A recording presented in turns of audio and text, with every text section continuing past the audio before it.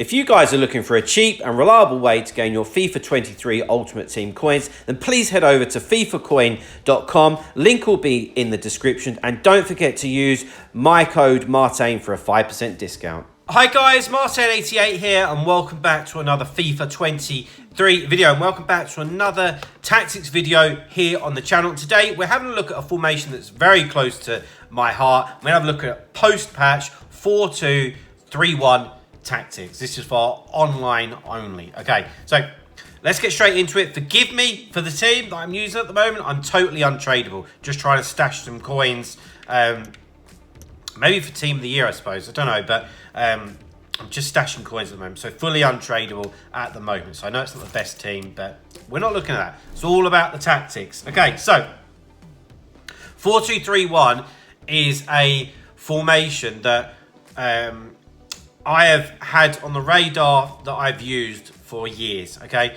Probably from FIFA 17, I started using it. It's the formation that I use for squad battles, and for online, I was using it for 17, 18, FIFA 19, FIFA 20, and part of 21. Like, literally didn't change. Now, I do change it around. As you would have seen from the channel, I like the 4-3-1-2. If I'm going a bit more defensive, 5-2-1-2. But 4-2-3-1 is a formation I can just switch back to at any point, and it's like riding a bike. And if you feel a little bit uncertain or uneasy, 4-2-3-1 is a really good way of controlling the game. Okay, it's very, very balanced. And we're going to have a look at the tactics right now, my friends. And the patch changed what you do a little bit, I suppose. So, defensive style balance. This won't surprise you in the slightest. 4-2-3-1 isn't a very aggressive formation.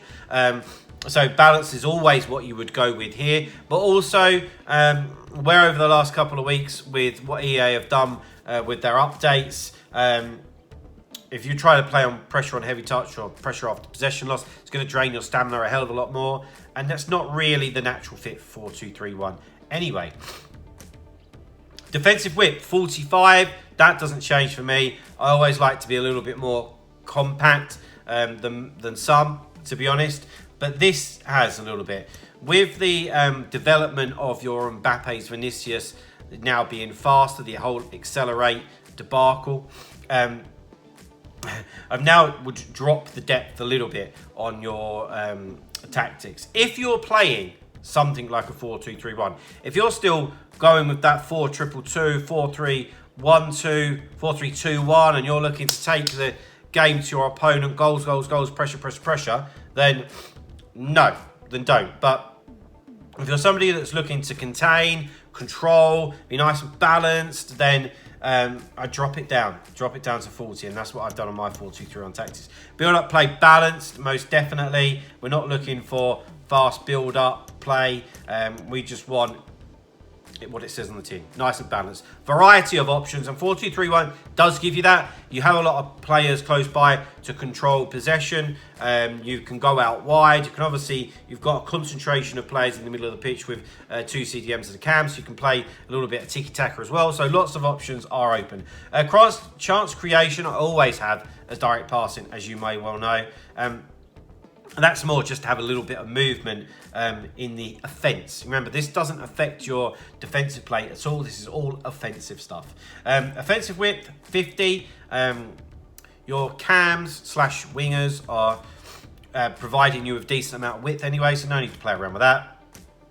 Players in the box, just 5, because this isn't an all-out attack formation. It's, you know, very, very neutral, so 5 makes a lot of sense, and corners and free kicks I always have on 2. Let's get into the player instructions. So, the whole of the back 4 stay back while attacking. There's some formations this year where you'd have the fullbacks on like balanced or join the attack, but not in the 4-2-3-1, not for us. This is a formation where you're lovely and solid and you can try and control the game. This isn't going to be running riot over people. It's particularly maybe a better formation as well if you're leading. You know, if you're 1-2-0 up, 20-25 minutes to go, you might want to revert to this. But stay back while attacking on the fullbacks. You will get the fullbacks involved at times to work the ball up the pitch, but they're not going to advance too far, if I'm being completely honest with you. So, into the two CDMs, where we have a little bit of a balance here, okay? So, you'd always have one that's more of a stopper, as you say. Like a Vieira, a Kante, Renato Sanchez can do that. He can also do the other role. Here, I've got Casemiro doing it, who's not ideal for me, but like I said, I'm doing an untrainable team. So, stay back while attacking for him and cover centre. You know, you want the two CDMs to be that protection in front of the two centre-backs and make that nice and difficult for your opponent to get past. Yeah, it'll be nice and solid for you. But then, to make it a little bit less unpredictable, you want your other CDM to have balanced attack, really. You want them to be able to get involved. You want it to be somebody that you're happy, them being on the ball, with a bit of creativity or a burst of speed. And that's exactly what I've got here. And again, the type of player that could do that, maybe you're looking at like a De Bruyne. Sanchez could definitely do that. I've got Buchanan here from Canada, who's very, very fast and decent on the ball. You know, there's lots of players that can do that for you. And they don't necessarily have to have amazing defensive stats. You could have a look at somebody like Lamar from La Liga, as an example, can play that type of role. So, yeah, you want somebody that's going to be comfortable on the ball and create a problem up front and cover centre as well. On to the cams, so to speak. So, the Lamb, the Ram, and the Cam. So, the Ram, which is Mahrez, and the Lamb, which is Bergwijn, they're both from getting to the box for crosses, which means that when we're attacking, they're going to be making really good runs for you and giving you good options. That's important. And that coincides nicely with the direct passing tactic that we've got on, because otherwise it'd be very, very easy for your opponent to read what you're going to do. However, come back on defence, okay? Which means when you're defending, you are going to be very, very compact and very, very difficult to beat. You're going to have two banks of four behind the ball and Foden, the Cam, floating around just inside your own half to help a little bit if needs be. But I have the Cam on stay forward. What I don't like about 4-2-3-1 is if you go basic defensive support or come back on defence, you'll have the two CDMs there and the Cam there. What happens is it ends up doing that and you have a 3. And normally my Cam is somebody like that you want to have on the ball, an attacking player, you know. I'm thinking your Neymar's, a Joe Cole, Foden in this instance, you know, all them type of players. I don't want him as central midfield or CDM.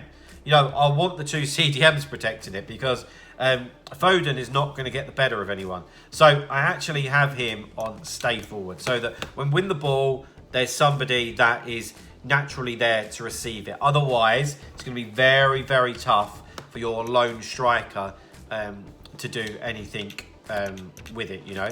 And actually, to be fair, on your striker, so on Darwin Núñez, I want stay central. I don't want him going off here, there, and everywhere because that will just leave the middle of the pitch completely free. We've got a Lamb, we've got a Ram, and we've also got fullbacks that can provide width. You don't need that with the striker at all. So yeah, guys, really enjoy the 4-2-3-1. Give it a go. Ask me any questions at all. Been using it for absolutely years. Whether it might be, well, I wouldn't mind changing this. Do you think that would work? Or all that type of stuff, you know. But yeah, guys, that is it for today. Please drop a like on the video if you like what you see. Subscribe to the channel if you haven't already. We are this close to 5,000 subscribers now. So please hit that subscribe button and I'll see you guys very, very soon. See you later, guys. Bye-bye.